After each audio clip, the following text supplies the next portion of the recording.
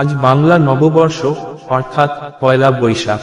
আসুন আজ জেনে নিই পয়লা বৈশাখ সৃষ্টির রহস্য। পয়লা বৈশাখ নববর্ষ নামেও পরিচিত। বাংলা নববর্ষ পশ্চিমবঙ্গ ও বাংলাদেশের পাশাপাশি সারা বিশ্বের বাঙালিদের কাছে একটি গুরুত্বপূর্ণ উৎসব। উৎসবটি বাংলা ক্যালেন্ডারের প্রথম দিনটিকে চিহ্নিত করে, যা সাধারণত প্রতি বছর এপ্রিলের 14 বা 15 তারিখে পড়ে। পয়লা শব্দের অর্থ প্রথম এবং বৈশাখ বাংলা ক্যালেন্ডারের প্রথম মাস। পয়লা বৈশাখের ইতিহাস ষোড়শ শতাব্দীতে মুঘল যুগ থেকে শুরু হয় বলে মনে করা হয়, যখন সম্রাট আকবর ফসল কাটার মৌসুমের উপর ভিত্তি করে একটি নতুন কর ব্যবস্থা চালু করেন। এটি বাংলা নববর্ষের সঙ্গে মিলে যায়, যা ঐতিহ্যগতভাবে স্থানীয় জনগণের দ্বারা উদযাপন করা হয়। আকবর মুঘল ক্যালেন্ডার প্রবর্তন করেন, যা ছিল ইসলামী ও হিন্দু ক্যালেন্ডারের সমন্বয়।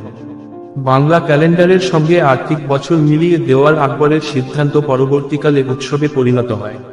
প্রথমে আকবরের পঞ্জিকার নাম ছিল তারিখ লাহি।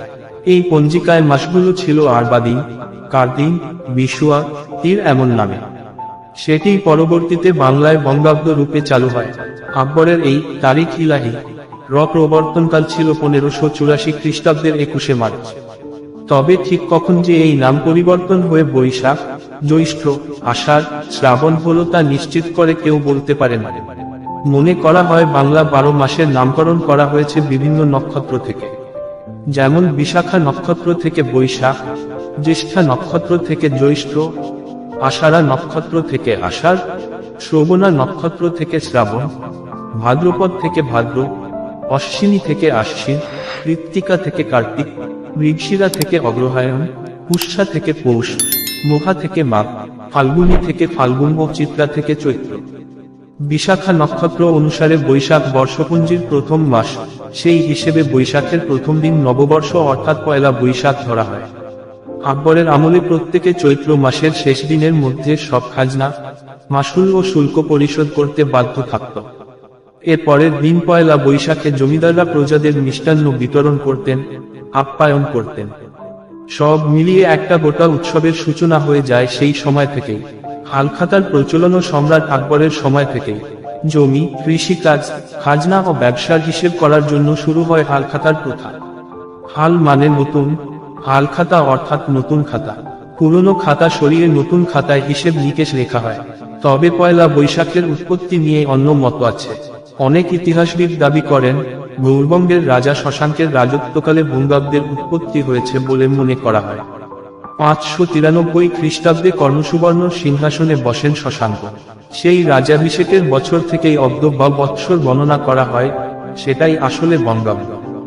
পয়লা বৈশাখ সারা বিশ্বে বাঙালিরা অত্যন্ত উৎসাহ ও উদ্দীপনার সঙ্গে পালন করেন। দিনটি শুরু হয় খুব ভোরে ঘুম থেকে ওঠার মধ্যে দিয়ে। এরপর স্নান সেরে নতুন জামাকাপড় পরে এবং ভগবান গণেশ এবং দেবী লক্ষ্মীর পুজো করা হয় আগামী বছরের সমৃদ্ধি এবং সুখের জন্য। ব্যবসায়ীরা পয়লা বৈশাখে তাদের প্রতিষ্ঠানে পুজো করেন। বিকেলে হালখাতার উৎসব হয়। পয়লা বৈশাখের উৎসবের অন্যতম আকর্ষণ হলো ঐতিহ্যবাহী বাঙালি খাবার, যার মধ্যে রয়েছে নানা রকমের, নানা স্বাদের মিষ্টি। এই ছিল পয়লা বৈশাখ বা নববর্ষ সৃষ্টির ইতিহাস। ভিডিওটি ভালো লাগলে লাইক, কমেন্ট ও শেয়ারের পাশাপাশি চ্যানেলটি সাবস্ক্রাইব করে আমাদের সাথে থাকুন। হার্ট অফ থিওলজি চ্যানেলের পক্ষ থেকে সকলকে শুভ নববর্ষের প্রীতি, শুভেচ্ছা ও অভিনন্দন জানাই।